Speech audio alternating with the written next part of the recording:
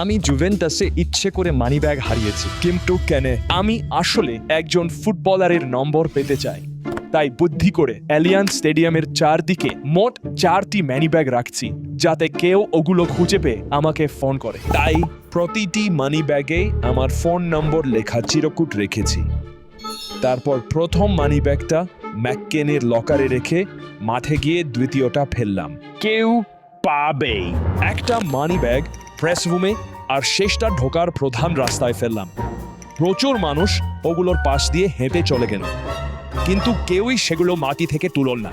তাই এবার সিটে বসে কলের জন্য অপেক্ষা করার পালা। আর জুভেন্টাসের জয় দেখার পর খেলোয়াড়রা ধীরে ধীরে মাঠ থেকে বেরিয়ে গেল, আর আমার ফোনটা বেজে উঠল। আর এটা একটা ইতালীয় নাম্বার ছিল। আমি ফোনটা ধরলাম, কিন্তু কে সেটা বুঝতে পারলাম না। কাজ হয়েছে, হয়তো নতুন পাবো। অচেনা কলারের সাথে দেখা করতে এক্সিটের দিকে গেলাম।